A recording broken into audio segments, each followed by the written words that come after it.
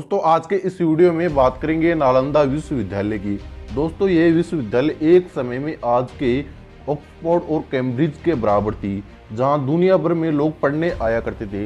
लेकिन फिर 12वीं सेंचुरी में बख्तियार खिलजी के द्वारा इसे नष्ट कर दिया गया।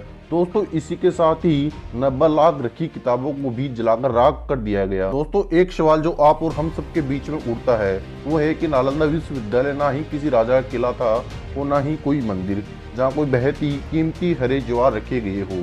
तो दोस्तों आखिर खिलजी ने ये हमला क्यों किया, अब्दुल कलाम का इस यूनिवर्सिटी से क्या रिश्ता था और कैसा होता था नालंदा विश्वविद्यालय में स्टूडेंट बनकर रहना, आज जानेंगे हम ये सब बातें और अंत तक इस वीडियो में बने रहिएगा। लेकिन दोस्तों वीडियो शुरू होने से पहले आप पहली बार हमारे चैनल पर विजिट करें तो चैनल को सब्सक्राइब करें और बेल आइकन को प्रेस करें। दोस्तों पहले तो ये सब जान लेते हैं कि आखिर नालंदा विश्वविद्यालय कैसा था। मशहूर चाइनीज हुन टैंग ने 7वीं शताब्दी में यहाँ पर शिक्षा ली थी। वो अपनी किताब में लिखते हैं कि नालंदा वो जगह है जहाँ महात्मा बुद्ध ने अपना तीसरा उपदेश दिया था। और दोस्तों इसके करीब 1000 साल बाद में कुमारगुप्त प्रथम ने नालंदा विश्वविद्यालय की स्थापना की थी। नालंदा विश्वविद्यालय में 10,000 से ज्यादा विद्यार्थी और 15,000 से ज्यादा अध्यापक रहते थे। यहाँ पर चीन, जापान, कोरिया, इंडोनेशिया, एशिया, तुर्की और श्रीलंका से लोग पढ़ने आया करते थे। दोस्तों वैसे तो इस यूनिवर्सिटी में बुद्धिपन का बहुत प्रभाव था, लेकिन इसी के साथ ही एस्ट्रोनॉमी, मैथमेटिक्स, मेडिसिन और फिलोसॉफी जैसे सब्जेक्ट भी पढ़ाए जाते थे। जीरो और डेसिबल के आविष्कार करने वाले आर्यभट्ट खुद भी इस यूनिवर्सिटी के एक समय में हेड हुआ करते थे। दोस्तों इनके अलावा इस यूनिवर्सिटी में हर्षवर्धन और नागार्जुन जैसे विशिष्ट विद्वान रहा करते थे। दोस्तों नालंदा पर हमले पर बात करें तो खिलजी वह पहला व्यक्ति नहीं था जिसने पहली बार नालंदा पर हमला किया था। नालंदा पर 3 बार हमले किए गए।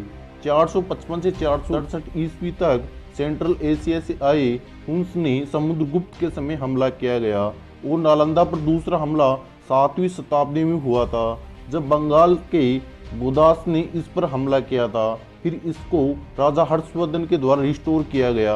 लेकिन दोस्तों नालंदा पर तीसरा हमला बाकी था और ये हमला सबसे विनाशकारी था।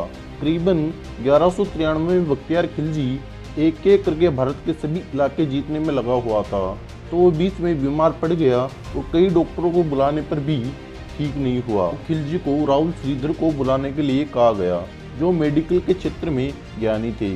खिलजी ने राहुल श्रीधर को बुलाया तो जरूर, लेकिन उनके हाथों की बनी चीज खाने के लिए मना कर दिया और ये शर्त रख दी। और राहुल ने खिलजी की ये शर्त मान ली और उन्हें कुरान देते हुए कहा कि आप रोज इस कुरान के पन्ने पढ़िएगा, आप ठीक हो जाओगे। लेकिन दोस्तों श्रीधर ने यह नहीं बताया था कि कुरान के सभी पन्नों पर दवाई लगाई गई थी। अब पन्ने पलटते समय इस दवाई के शरीर में अंदर जाने से फिर खिलजी अपने पैरों पर खड़े हो गए। लेकिन नालंदा और राहुल को शुक्रिया करने की बजाय खिलजी ने यह प्रण ले लिया कि नालंदा का विनाश जरूर करेगा। दोस्तों नालंदा में बहुत बड़ी लाइब्रेरी थी जो कई मंजिलों वाली 3 इमारत के बीच बसी थी।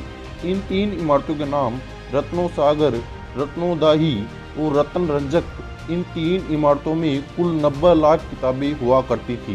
दोस्तों खिलजी ने जब यहाँ पर आक्रमण किया तो यूनिवर्सिटी में रह रहे कई बुद्धिस्ट का कत्लेआम होना शुरू हो गया और साथ ही यहाँ की किताबों को भी आग लगा दिया गया। इन किताबों में से कुछ किताबों को भी जिनकी ओरिजिनल स्क्रिप्ट तैयार की गई थी, कहते हैं कि उपनिषदों को भी ओरिजिनल कॉपी यहाँ पर थी, जिसे खिलजी की सेना ने बाकी किताबों के साथ जला दिया था। 90 लाख किताबों को आग के लिए भी ज़्यादा हो गई थी, जिस वजह से इन किताबों को पूरी तरह जलने में 3 महीने भी ज़्यादा समय लगा था। तो उस समय 400 साल पुरानी इस यूनिवर्सिटी को इस कदर तबाह कर दिया था कि अब इसे दोबारा खड़ा करना मुश्किल था। इसी के साथ ही खिलजी ने आगे बढ़कर विक्रमशिला और उदंतोपुरी यूनिवर्सिटी को भी इसी तरह नष्ट कर दिया गया था। दोस्तों इतना सारा ज्ञान और इतनी लंबी परंपरा सिर्फ एक व्यक्ति के चलन के कारण हमेशा के लिए नष्ट हो गया। दोस्तों वीडियो आपको अच्छी लगी हो तो लाइक कीजिए, हमारे चैनल को सब्सक्राइब कीजिए और वीडियो को ज़्यादा से ज़्यादा शेयर कीजिए और इस वीडियो के विचार कमेंट बॉक्स में कमेंट कीजिए। और दोस्तों वीडियो को अंत तक देखने के लिए दिल से धन्यवाद।